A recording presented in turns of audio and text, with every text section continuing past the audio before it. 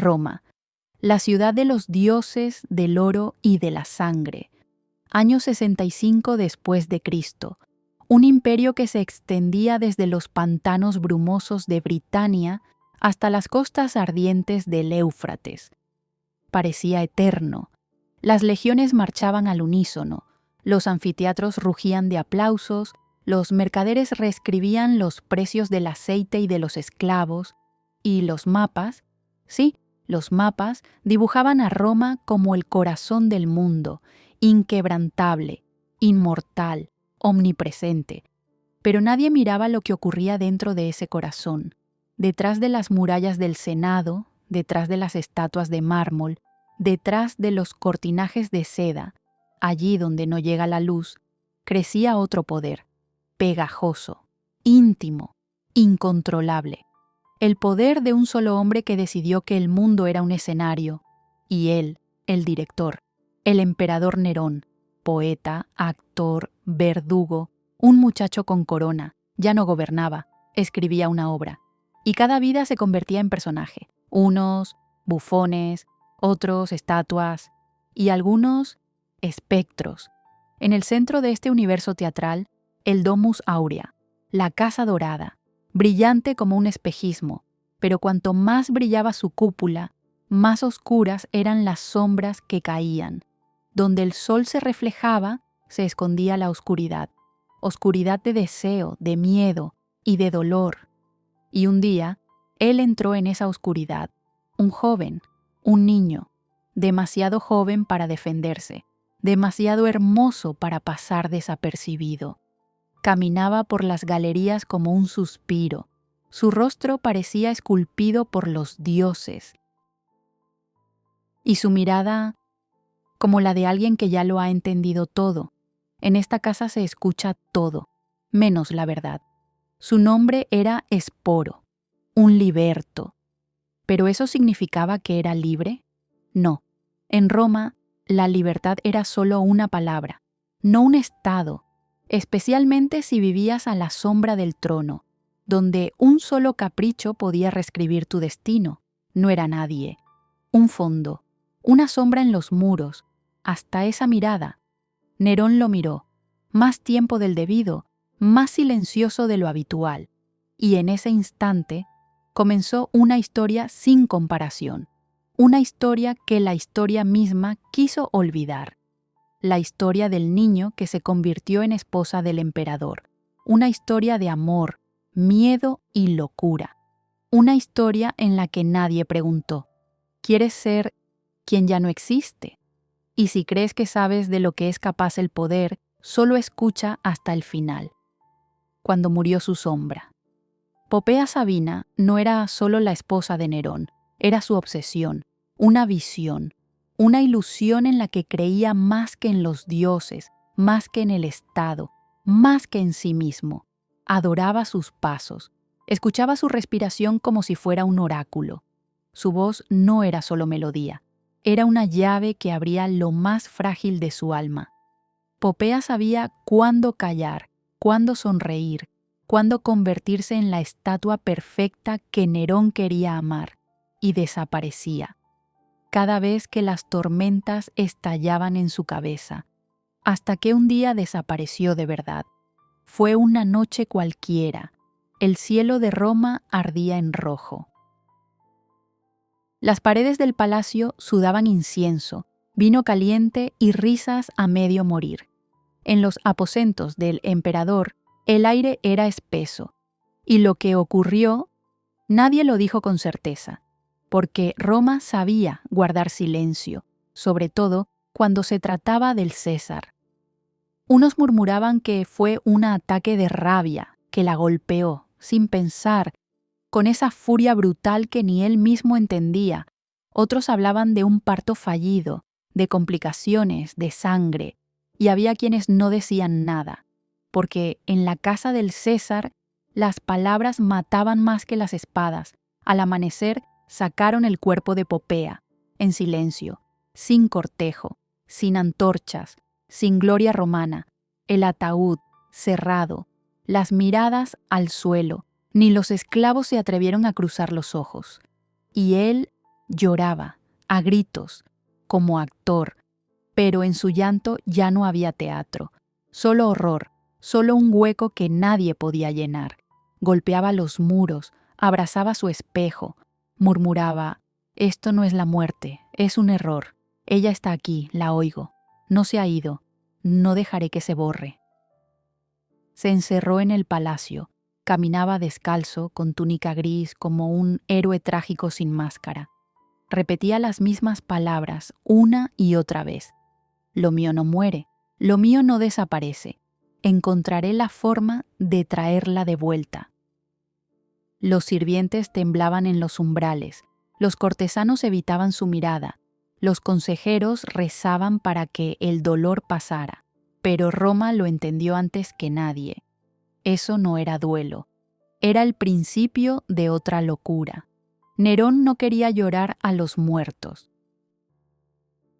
Quería anular la muerte, y cuando eres Nerón, la realidad cede, todo se dobla, todo obedece. El imperio habla con tu voz, cree en tus sueños, finge tus risas. Y si deseas revivir a la muerta, la historia no te dice no, solo busca a alguien parecido, alguien que no se atreva a decir basta, alguien que pueda convertirse en su sombra. El fantasma en encaje caminaba por la galería en silencio, sin brillos, como una sombra que se había separado del cuerpo. Uno más, un liberto. Su ropa era sencilla, la mirada baja, la voz, apenas un susurro.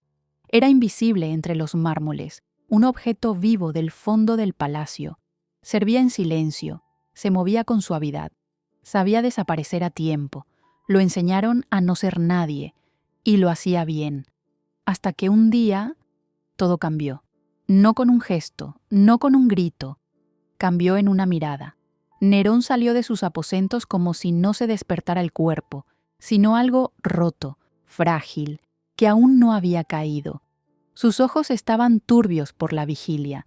Sus labios temblaban con palabras no dichas. Caminaba como en un sueño. No miraba a nadie, no respondía a saludos, no oía susurros. Buscaba un fantasma, la sombra de la mujer que había perdido y que no podía dejar ir. De pronto se detuvo. Su mirada, que flotaba entre bóvedas y columnas, se fijó de repente. Delante de él había un joven, delicado, frágil, casi femenino. Su rostro parecía sacado de un mosaico antiguo, piel de porcelana, pestañas largas, las sombras caían sobre sus mejillas. Los labios finos, dibujados como en una máscara, pero los ojos no eran romanos, no había desafío, solo miedo y una tristeza extraña, lejana, enfermiza. Nerón dio un paso, no lo guiaba el cuerpo, lo guiaba la memoria, susurró como un conjuro. «Eres su reflejo». Los sirvientes se congelaron, los cortesanos contuvieron el aliento, nadie se movió, porque todos sabían, cuando el emperador susurra, llega la tormenta. Así empezó la locura. Nerón no vio a un muchacho, vio a su esposa, a Popea, no un parecido, no un eco, la vio a ella, como si la muerte la hubiera devuelto, en otro cuerpo, con otro rostro, pero viva. Desde ese momento, Esporo dejó de ser el mismo. El emperador ya no lloraba. Ahora buscaba a la mujer perdida. Quería traerla de vuelta, no con rezos, con órdenes, no con palabras, con cuchillo. «Hazlo», le dijo al médico, sin drama, sin emoción, «que nunca sea un hombre». «Señor», el médico tragó saliva, «¿está seguro?» «Ahora», dijo Nerón, frío, de piedra. «Y ni una palabra más, a nadie». La noche era cálida, demasiado callada. A Esporo se lo llevaron, sin explicar nada. Preguntó. No respondieron. Intentó escapar. Lo sujetaron. Olía a aceite, a incienso. Y después, a droga. Todo se volvió borroso. Sus brazos no reaccionaban. Y pronto estaba allí, bajo una cúpula donde antes salvaban patricios. Ahora lo destruían. El cuchillo cortó carne. El grito atravesó el aire, rebotó en las estatuas y se ahogó en las cortinas, pero nadie se detuvo, nadie tembló. «Silencio», dijo un guardia. «No estamos aquí para escuchar.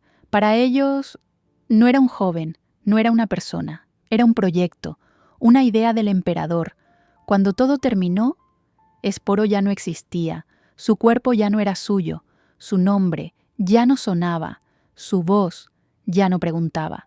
Todo lo vivo, lo inocente, lo humano, lo arrancaron y lo que quedó lo vistieron, con seda, con perlas, con una ilusión. Se convirtió en un reflejo, un fantasma disfrazado con el rostro de otra, una imagen, un engaño. Y todos debían ver en él, a ella. Popea había muerto, pero en su lugar encendieron una vela, una que se llamaba Esporo, la boda de los muertos. «¡Me caso!», anunció Nerón, abriendo las puertas del salón con una solemnidad triunfal, como si regresara de una gran victoria. Su voz sonó fuerte, casi alegre. Mantenía la cabeza erguida, el pecho alzado, los ojos brillantes. «Ella ha vuelto. Sabina está conmigo otra vez».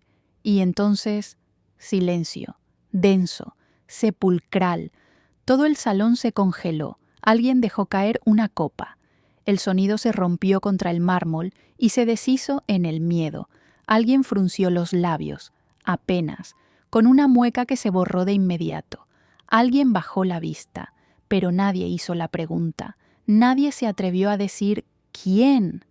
Todos lo sabían, y por eso callaron. Por orden del emperador, los sirvientes fueron a las habitaciones más lejanas, donde dormían los restos de otra vida, de otro amor. Abrieron cofres cubiertos de polvo, como tumbas olvidadas.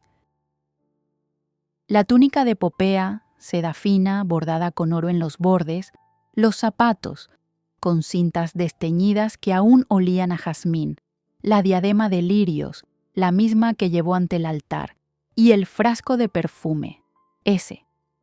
Al abrirlo, el aroma se esparció por los salones, dulce, espeso como la nostalgia, un olor del pasado que de pronto regresaba. Después lo llamaron.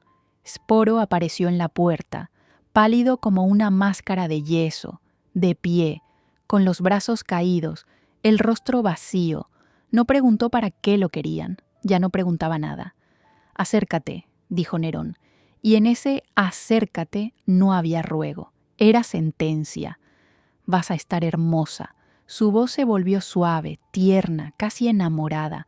Hablaba al joven como si fuera una mujer, no como si fuera una mujer muerta, una que él había decidido devolver. Comenzó el ritual. Los sirvientes lo vistieron con el vestido de Popea.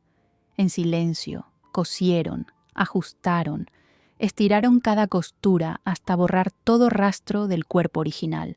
En la frente, la diadema, en las muñecas, brazaletes de oro, en el cuello, collares de perlas, tan pesados como cadenas. Le pintaron los labios de rojo, le peinaron el cabello como a ella. Esporo se quedó frente al espejo y no se reconoció. Tal vez, en ese espejo, él ya no estaba, solo ella, reflejada, fantasmal, cosida a un cuerpo que no se defendía.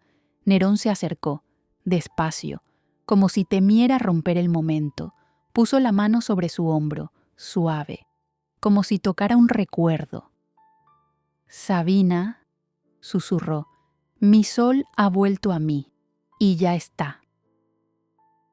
El nombre de Esporo dejó de existir, también su voluntad, también su pasado. No murió, se borró, se deshizo, y se convirtió en otro, en lo que querían que fuera, en Sabina, no una amante, no una concubina, no un prisionero, sino una esposa muerta a la que le ordenaron vivir, la ceremonia. La boda fue fijada al atardecer, así lo quiso Nerón. Quería que el sol descendiera con lentitud, casi como un telón al final de una tragedia muda. Todo debía ser como entonces, exacto, segundo a segundo, hasta los gestos, hasta el aroma. No recreaba un matrimonio, recreaba una escena. Roma fue invitada, la nobleza, los senadores, los poetas, los actores que un día rieron con él en el teatro y ahora no se atrevían ni a toser sin mirar al vecino. En el salón flotaba la atmósfera de una mala obra. Todos sabían que era una farsa, pero nadie tenía derecho a decirlo. Sporo fue conducido al altar con lentitud, no como hombre, no como prisionero, como novia. Sus pasos sonaban apagados, desnudos sobre el mármol. Vestía de blanco, el velo cubría su rostro. La tela se deslizaba por las losas frías, y la mirada de 100 ojos le quemaba la espalda. Sentía cómo le temblaban las rodillas, cómo la seda se pegaba a la piel húmeda, cómo sus dedos, ocultos bajo el vestido, se entumecían cerrados en puños, y aún así seguía caminando. «Hermosa», susurró una mujer. Su voz sonó como una traición. «¿Pero no es él?» «Calla», murmuró su esposo sin girar la cabeza. El emperador ya esperaba en el altar.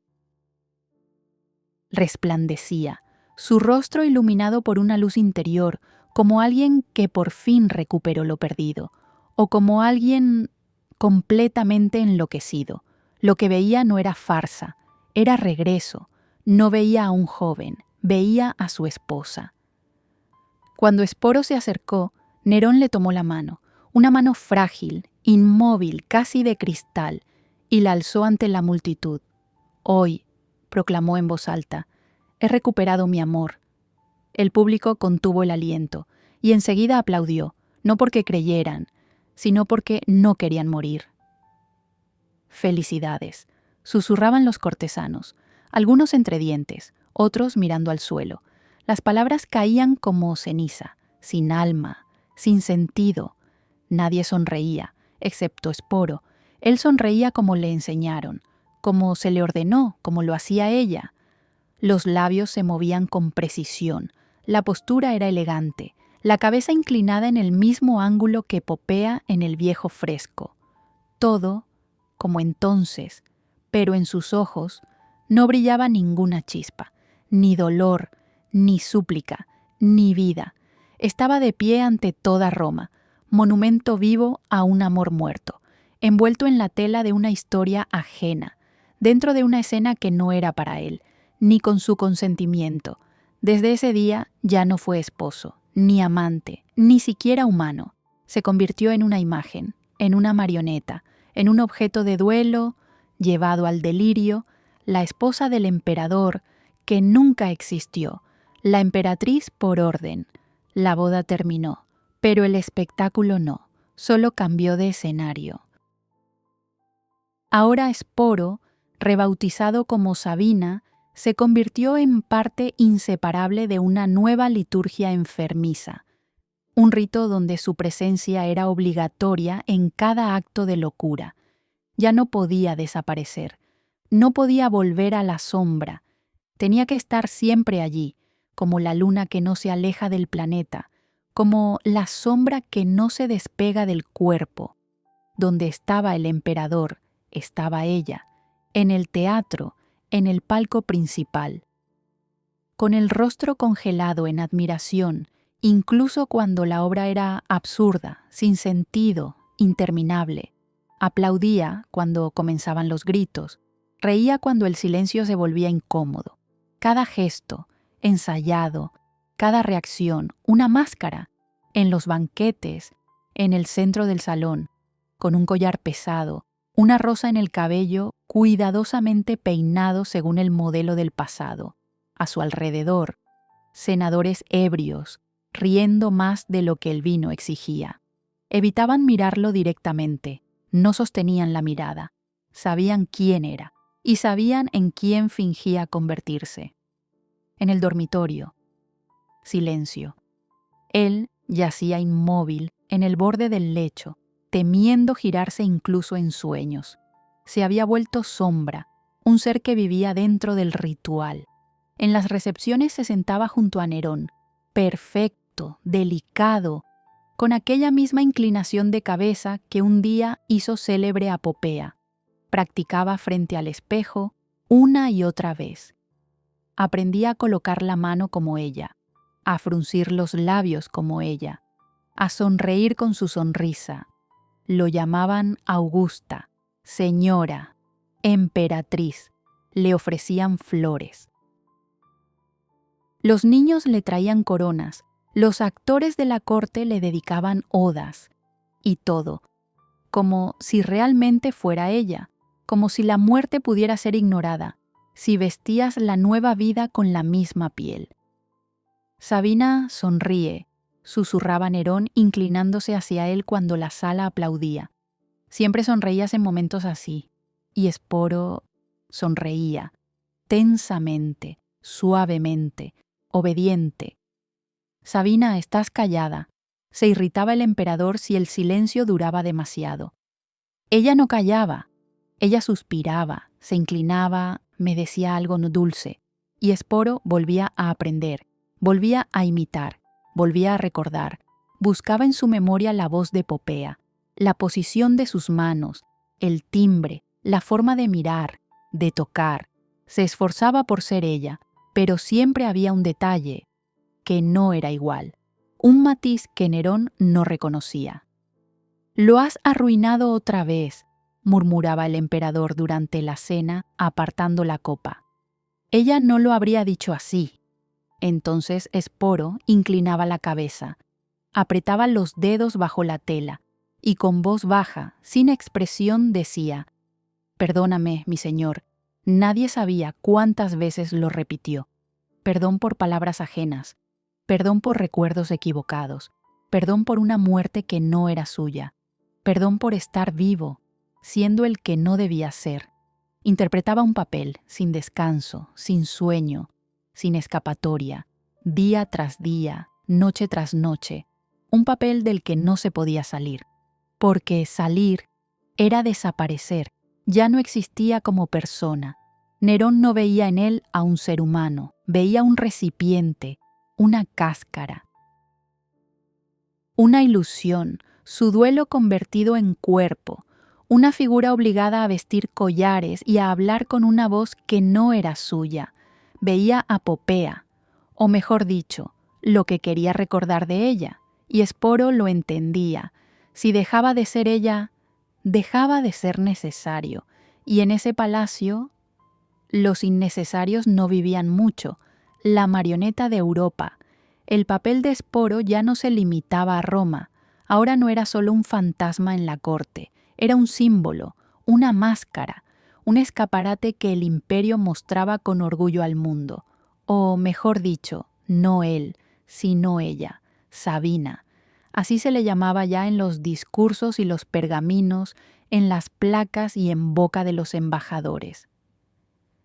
«El emperador necesita un cambio», susurraban los cercanos. Un viaje lo distraerá del duelo, reforzará su imagen y unirá al imperio. Pero en realidad era una gira, imperial, dolorosa.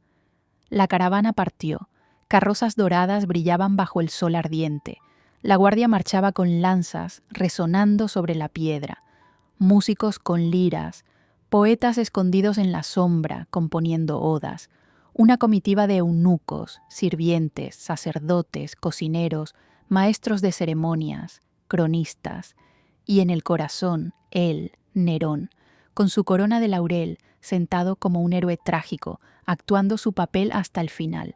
A su lado, su emperatriz, Sabina, velada, silenciosa, demasiado hermosa para hacer preguntas, demasiado quieta para ser ella misma. Él, al centro, ella un poco apartada, como un trofeo, como un jarrón, como un símbolo, como un envoltorio. En Atenas la recibieron con fuegos artificiales, en Corinto con cantos de coro, en Creta con regalos, coronas de oro, telas púrpura, querubines de plata. «Bienvenida, noble esposa del Augusto», se inclinaban los embajadores, y nadie se atrevía a llamarla por su verdadero nombre, ni a mirarla directamente, pero todos sabían, todos. Se sentaba junto a Nerón en palacios, banquetes, recepciones, erguida, bella, silenciosa. Su rostro, una máscara. Su sonrisa, tensa como una cuerda entre la vida y la muerte. A veces Nerón se inclinaba hacia él con los ojos brillantes y susurraba: «¿Oyes cómo te cantan, Sabina?». Esporo asentía, despacio, obediente, no escuchaba, no podía. «Di algo», insistía el emperador, «agradéceles». «Gracias por vuestra calurosa acogida», decía Esporo con voz firme, pulida, y la multitud aplaudía, con alegría, con alivio, porque la función seguía, porque cuando vives junto a la locura, o actúas o desapareces. Dentro había solo silencio, denso, frío. No era dolor. El dolor ya había sido quemado. No era miedo. El miedo se volvió rutina. Solo quedaba vacío, una calma helada, porque el dolor necesita esperanza. Y la esperanza murió el mismo día que su nombre. Nadie preguntaba: «¿Qué deseas tú?». Nadie susurraba: «¿Quién eres?». No era una persona, era una reliquia, un resto de amor ajeno, un símbolo de un afecto que ya no podía llamarse sentimiento. Se volvió un objeto, una pieza escénica. Algo que debía estar siempre presente, como recordatorio del poder capaz de reemplazar la realidad, una memoria distorsionada, remendada, viva, pero prohibida, y nadie, ni un cortesano, ni un poeta, ni un político, quería ver que dentro de ese cuerpo, dentro de esa muñeca de porcelana, aún latía un corazón, que esa marioneta alguna vez respiró. El último acto de locura. El imperio crujía como una máscara antigua, demasiado tiempo ocultando el rostro de un loco. Las fronteras ardían, las legiones ya no obedecían. Los senadores no se inclinaban, se miraban entre ellos, murmuraban, tejían conspiraciones. Los pretorianos, aquellos que juraron proteger, ahora abrían las puertas a quienes venían de fuera. Roma ya no cantaba himnos, ya no celebraba, no aplaudía, respiraba. Con dificultad, con rabia en los ojos, el emperador lo sentía, lo sabía. El tiempo se había acabado, reunía lo que quedaba, aquellos pocos que aún no lo habían traicionado, aquellos que todavía lo llamaban Señor sin burla. Eran pocos, casi nadie, pero entre ellos estaba Esporo, aún a su lado, aún con ropas de mujer, aún en un papel que nunca eligió. «No te dejaré», susurraba Nerón, apretándole la muñeca hasta dejarle marcas. «Eres mío, eres todo lo que me queda». Y Esporo callaba, porque no sabía qué era peor, quedarse con él o ser abandonado. Vagaban, no como emperador y emperatriz, como fantasmas, se escondían en aldeas, en villas ajenas, en ruinas donde una vez los recibieron con coronas y alabanzas. Nerón, el de la corona de laurel, el poeta, el dictador, ahora temblaba por las noches, escuchaba pasos, soñaba con sogas, espadas, cadenas, multitudes. Y Esporo seguía a su lado, en silencio, en seda, sin nombre, sin voz, sin derecho a dejar el papel. Y llegó el verano del año 68. Nerón entendió, era el fin, no quedaban caminos, la traición lo rodeaba. Hasta los sirvientes lo miraban con pena, no con miedo. Pidió un puñal a su fiel Epafrodito. «Ayúdame», susurró. Le temblaban las manos, el corazón golpeaba el pecho, y el acero entró en la garganta del último de los Julios Claudios. El imperio quedó huérfano, y Esporo quedó, sin título, sin rol, sin titiritero. Libertad, no, solo un traspaso, como una joya, como un objeto, como un recuerdo. Llegó Galba, nuevo emperador, frío, práctico, indiferente. No hizo preguntas. «¿Y este?», preguntaron. «Déjenlo, es parte del inventario». Después vino Otón, luego Vitelio, y cada uno de ellos lo miró no como a un ser humano, sino como a un artefacto, una prueba silenciosa. «Miren», decían, «hasta dónde cayó Nerón. Aquí está su final». Pero Vitelio era distinto. teatral, cínico, cruel. Tuvo una idea, escandalosa, perversa, pública. Haremos una función, anunció entre risas. El rapto de Perséfone, la diosa de blanco, las flores, el llanto, la humillación, y él interpretará el papel principal. Llamaron a Esporo, no le propusieron, le ordenaron. Saldrás a la arena, vestido de blanco, con corona. Llorarás, delante de todos. Tú sabes llorar, ¿no? Ya no era el capricho de un emperador, era tortura, metódica, fría, final, no al cuerpo, al alma. Esa noche Esporo se sentó solo. Frente a él, una silla. Encima, cuidadosamente doblado, un vestido. Junto a él, una corona de hojas doradas, sandalias, cintas. Todo estaba listo para el último acto, para el papel final. Pero él tomó la única decisión que aún le pertenecía. Eligió salir, no al escenario, de la vida, del papel, del mundo, para siempre, y la elección. Estaba sentado solo, sin guardias, sin emperador, sin papel. Solo las paredes, pintadas en púrpura desvaído, fueron testigos de su última noche. Olía a ceniza, a hierro y a algo más, algo que se había quedado en su piel para siempre, como el miedo. Sobre sus rodillas un trozo de tela, fina, blanca, impecable, la túnica de Perséfone, esa que debía encarnar, no interpretar, ser, la diosa secuestrada, humillada, rota ante una multitud que aplaudiría. Él debía salir a la arena envuelto en esa nube de tela, caer de rodillas, gemir, temblar de terror, y el público reír mientras lo arrastraban como a un objeto hermoso, sin voluntad ni sentido. Miró el vestido largo rato, en silencio.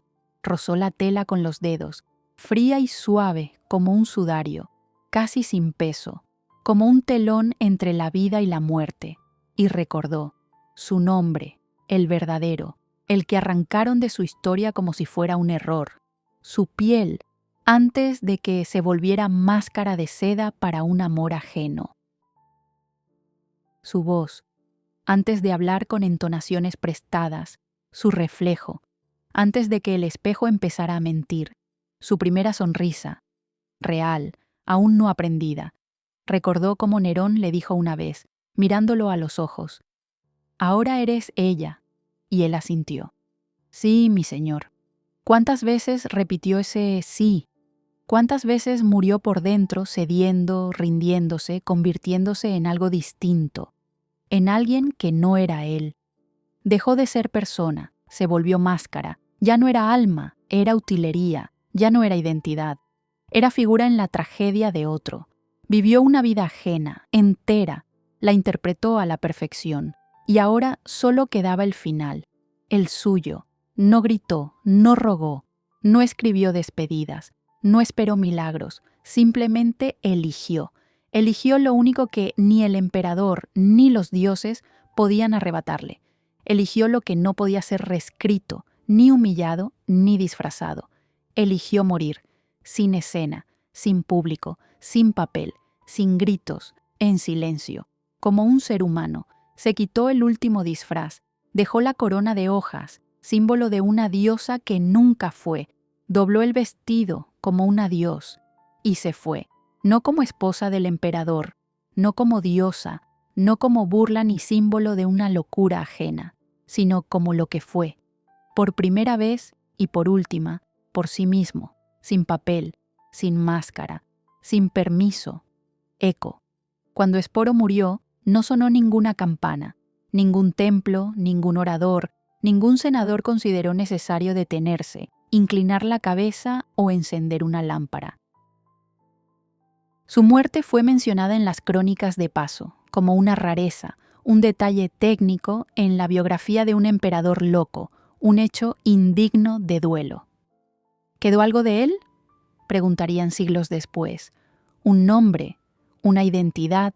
¿Una voz? No. De Esporo no quedó casi nada. Ni retrato, ni estatua, ni carta. Se desvaneció en la historia como el roce de una túnica, como un suspiro entre bastidores, como un gesto leve en escena que nadie miró, aunque todos aplaudieron. Se convirtió en la sombra de una obra que nadie escribió. Para algunos fue solo un chisme, para otros una extravagancia grotesca de Nerón, para la mayoría nada. Pero no fue nada. Su último gesto no tuvo tribunas, no encabezó una revuelta, no atacó al emperador, no empuñó un puñal en mitad de la arena. Simplemente se negó, sin palabras, sin ruido, sin sangre, pero con tanta fuerza que la historia entera contuvo el aliento por un segundo. Dijo no al poder, a la locura, al papel que le impusieron, y lo dijo sin gritar, sin maldecir, solo se fue. En un mundo donde a un ser humano se le puede arrebatar todo, el cuerpo, el nombre, la voz, el rostro, queda un único derecho, el de marcharse cuando ya no queda con qué pagar.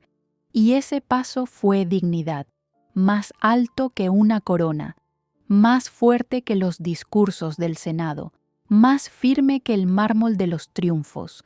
La muerte de Sporo no fue solo el final de una marioneta ni el cierre de una tragedia personal, fue un recordatorio de hasta dónde puede llegar el poder si nadie lo detiene, de lo rápido que alguien se convierte en cosa si nadie pregunta ¿quién eres?, de lo fácil que se olvidan los que ya no tienen ni siquiera el derecho a ser ellos mismos. Pero también fue algo más, una prueba de que incluso en el infierno, donde se quiebran almas y se borran nombres, a veces queda una chispa, pequeña, invisible, pero viva. Y a veces, esa chispa puede convertirse en la última antorcha que ilumina un escenario mudo, donde alguien se atrevió a salir, no como actor, sino como ser humano. Sporo no fue héroe, no fue general, no gobernó ni dictó leyes ni escribió la historia, pero fue él mismo, y en un mundo donde eso es casi imposible, eso fue un acto de valor, silencioso, solitario, pero eterno.